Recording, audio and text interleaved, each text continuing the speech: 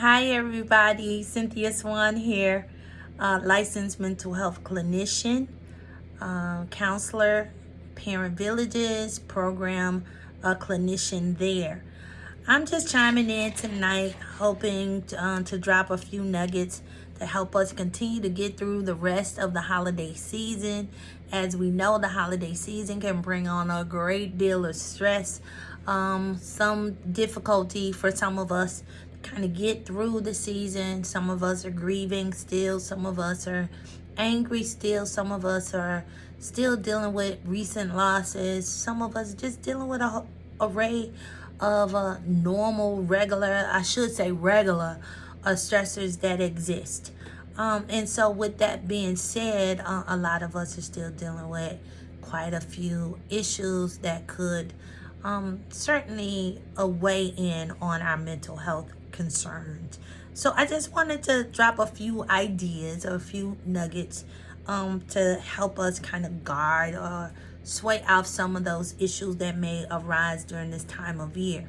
First thing I want to say to everybody, don't be afraid to honor your experiences. In other words, I'm saying as a practicing clinician, as a trauma focused clinician, don't be afraid to remember those situations that may be upsetting.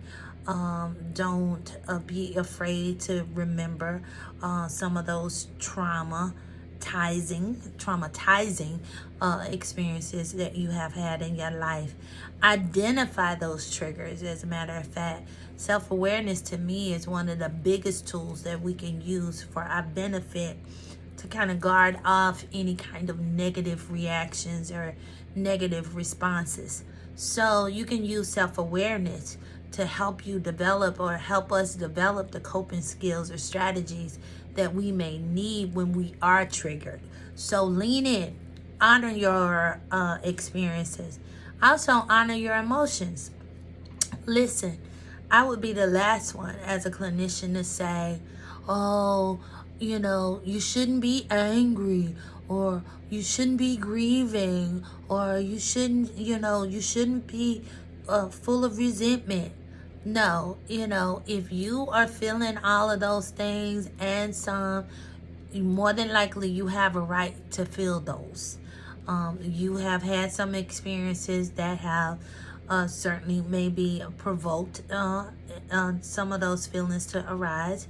So I would be the last one to say or suggest that you don't have a right to feel whatever it is that you're feeling. So I say honor your emotions. Give yourself permission to feel your emotions.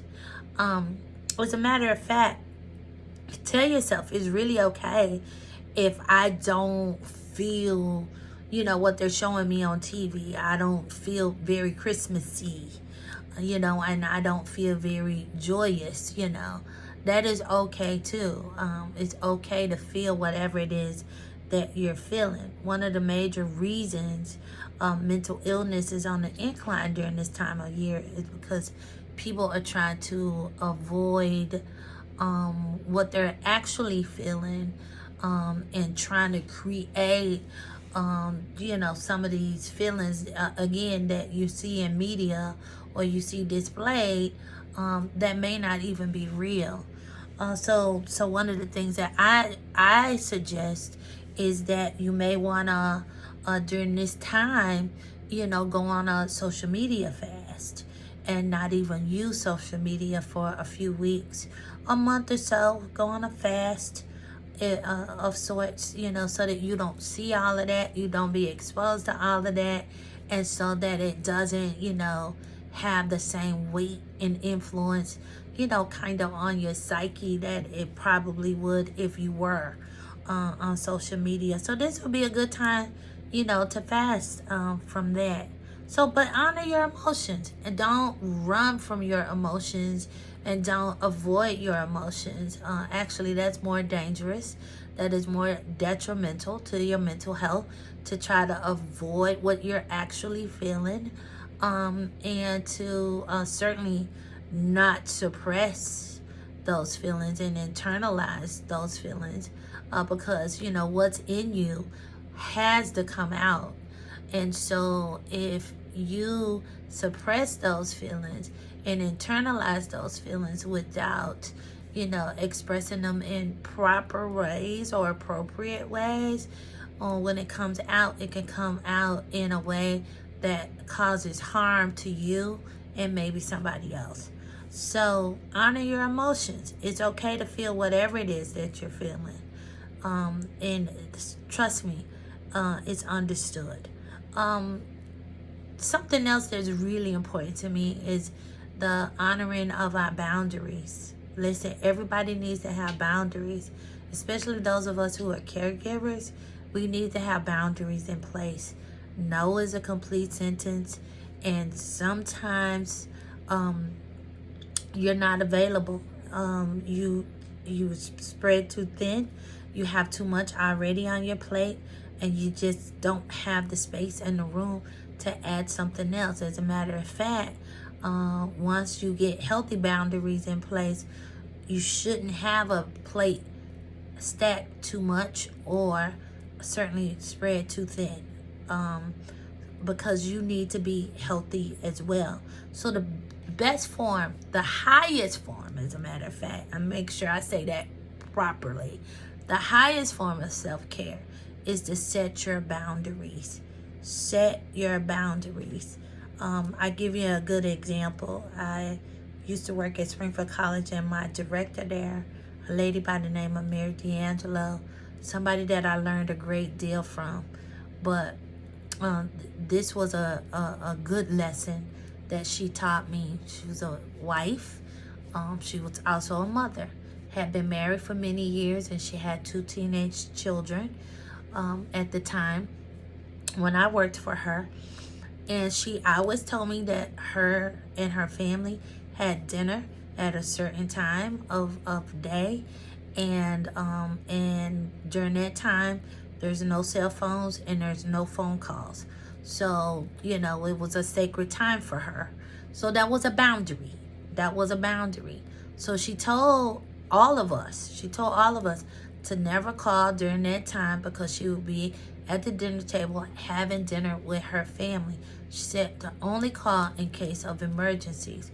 Well, one time I forgot that, and I called during dinner time, and it wasn't an emergency. So when she answered the call and she figured out that it wasn't an emergency, she reminded me quickly. She quickly reminded me, I'm having dinner with my family, so I have to talk to you later. And I was like, because I had forgotten.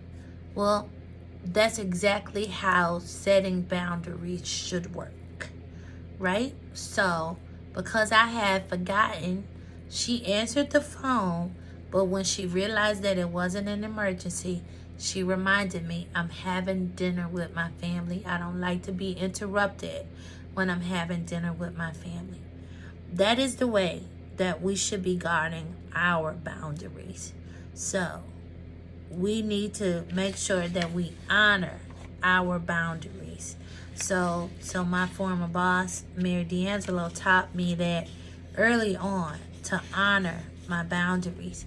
And let me tell you something about honoring our experiences, honoring our emotions, and honoring our boundaries.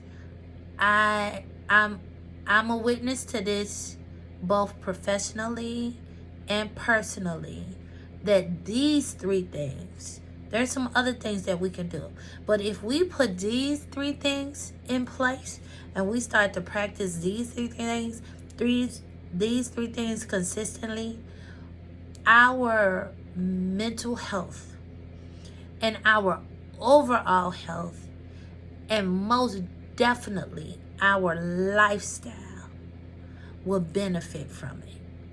And we will start to improve in our lives, and we'll start to feel better, and we'll start to be better.